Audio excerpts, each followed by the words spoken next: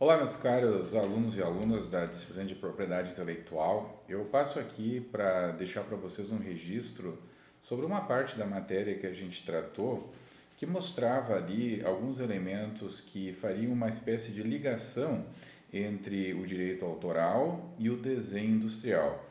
Eu tinha já alertado para vocês que algumas áreas da propriedade intelectual têm alguns elementos que as aproximam e outras áreas que são completamente diferentes. Tinha feito certa vez um comentário no sentido de que, por exemplo, no programa de computador há uma clara e evidente ligação da tutela jurídica dos programas de computador com o direito autoral, até porque a própria legislação faz referência a isso. Mas a diferença que nós temos nesse caso é que no programa de computador se faz o registro, quando assim se deseja, diretamente no INPI, enquanto que em toda a gama de produtos que podem ser produzidos e que são tutelados pelo direito autoral, não se faz então registro junto ao INPI. Mas há uma similitude entre essas duas áreas nesse aspecto. Bom, em relação ainda a essas áreas que se aproximam, o julgado que nós trabalhamos relativo a um pleito indenizatório que se fez relativo à utilização indevida de desenhos industriais, mais especificamente sobre móveis, né? Nós comentamos algumas coisas sobre esse julgado que eu gostaria aqui apenas de reforçar e deixar gravado para vocês, coisas que a gente conversou de forma mais detalhada na aula online. Bom, naquele julgado que nós avaliamos essa situação, nós vimos algumas coisas interessantes. A primeira, a maioria, ou pelo menos grande parte dessas ações onde se discute utilização indevida de propriedade intelectual alheia, seja qual subárea for, nós vamos ter ações judiciais que vão geralmente requerer obrigações de fazer ou não fazer, leia-se nesse sentido principalmente obrigações de não fazer que visem a abstenção por parte daquela pessoa que está copiando de continuar a sua prática ilícita. Juntamente com esse pedido, nós também temos, de forma muito importante, a incidência de pedidos indenizatórios, de danos morais e danos materiais. Nós já vimos alguns exemplos sobre isso em outros julgados que nós analisamos exemplificativamente para compreender melhor o conteúdo. Nós vimos que é possível o dano moral, sim, em virtude de algum tipo de ato ilícito desse tipo, dessa natureza, e também danos materiais, que seriam então calculados já de cara, vamos assim dizer, com alguma materialidade desses danos, ou então obtido um valor por um procedimento de liquidação de sentença. Também foi objeto de uma análise de julgado essa possibilidade. Nesse julgado que nós estamos então tratando aqui, também aconteceu isso. Haviam duas empresas que entendiam que, entre elas, estaria ocorrendo então essa contrafação, mais especificamente com a reprodução de modelos ou de peças de móveis que, segundo a empresa autora, seria de titularidade dela, ou seja, os desenhos industriais. E nós vimos na aula de desenho industrial que ele é um tipo, uma categoria de propriedade intelectual que tem como objetivo permitir o registro de aspectos estéticos, sejam eles bidimensionais ou tridimensionais, que sejam aplicáveis em algum objeto. Então, aí a gente tem uma série de produtos que podem ser registrados como desenhos industriais, para que garantam então ao seu titular o direito de utilização exclusiva daquele design. E nós vimos no julgado em questão, inclusive, que o design é colocado como uma espécie de sinônimo de desenho industrial. E por que é colocado assim? Porque nesse julgado as empresas estavam discutindo essa utilização indevida, enquanto que a parte autora alegava que deveria ser indenizada em danos morais e materiais justamente pelas diversas peças ou tipos de móveis que a parte ré estaria contrafazendo. Ok, o julgamento acabou por dar o direito para a empresa autora, reconhecendo essa contrafação e condenando a parte ré a pagar danos morais e danos materiais a serem liquidados posteriormente.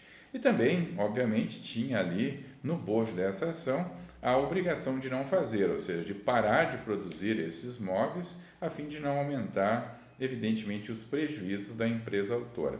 Só que ocorre um recurso ali, né, da parte autora, querendo incluir mais duas peças de móveis que não tinham sido, pelo menos é isso que se entende do julgado, não tinham sido incluídas nessa decisão.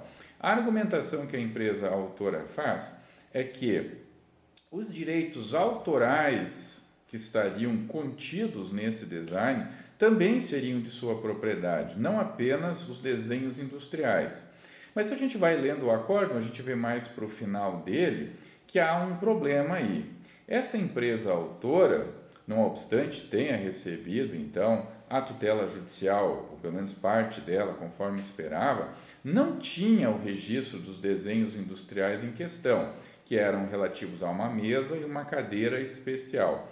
Ok, como eles não tinham esse registro, a tentativa que se fez foi então procurar estender a proteção legal que se poderia então se entendia ter sobre essas duas peças, alegando que o direito autoral constante da contratação de pessoas ou profissionais que desenharam esse modelo já também serviria como uma forma de impedir que terceiros então os copiassem.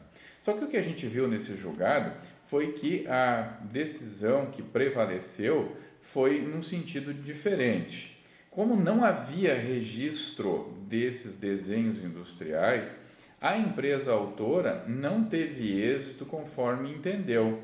Até porque, se vocês olharem no julgado, lá na página 13, diz assim: o design inserido no processo industrial com a produção e comercialização perde a originalidade própria das obras intelectuais estéticas, integrantes da literatura, das artes e das ciências. E mais, o acórdão coloca no item B assim: o design que tem utilidade e é aplicado à indústria não é protegido pela lei dos direitos autorais, pois a obra de arte pura, exemplo da escultura, não tem uma utilidade. Ela é simplesmente uma criação do artista, traduzindo sua personalidade e a sensibilidade de como vislumbra o mundo. Assim, arte e design não são sinônimos. Então, o que a gente tem aqui como um aprendizado que se teve com esse belo acórdão que nos dá uma aula sobre essa questão do direito autoral e do desenho industrial? Que nós não podemos confundir as duas coisas. Conforme eu disse na aula, não obstante o design de uma peça, um padrão de xadrez ou de listrado de um tecido, um formato, o desenho, enfim, de um sapato ou de uma peça externa de um carro, apesar de todos esses elementos que eu citei terem origem, sim, num ato criativo, num desenho de alguém, o fato de justamente fazer esse desenho, criar esse design para uma aplicação industrial, descola esse produto do direito autoral. A partir do momento que esse desenho é feito para fins de utilização industrial, ele não pode mais ser protegido pelo direito autoral. O direito autoral é uma outra forma de proteção, né, que se tem para obras que estão essencialmente artísticas ou que sejam resultado do intelecto, mas que não tenham uma aplicação industrial. O próprio desenho industrial é um tipo de arte, vamos assim dizer, que se origina numa arte, mas que já é feito justamente por uma aplicação industrial. Então, esse julgado demonstrou isso, que há diferença clara entre direito autoral e desenho industrial, que nós não podemos cumular as duas coisas num sentido protetivo, e que, em suma, a empresa autora não tem o direito sobre aqueles dois móveis específicos apenas sob um ponto de vista do direito autoral. teriam direito sim à proteção se houvesse ocorrido o registro dos desenhos industriais dessas duas peças. Como não havia, foi uma tentativa de se fazer uma proteção além daquela, né, que poderia ter com o registro, através do direito autoral. Então eu passei aqui para explicar isso aí um pouco melhor para vocês. Vocês podem novamente ouvir o que eu comentei agora, ler o julgado novamente, para que vocês tenham isso como uma parte, então, da matéria dada. Então, por hoje era isso. Agradeço a todos e um bom estudo a vocês. Obrigado.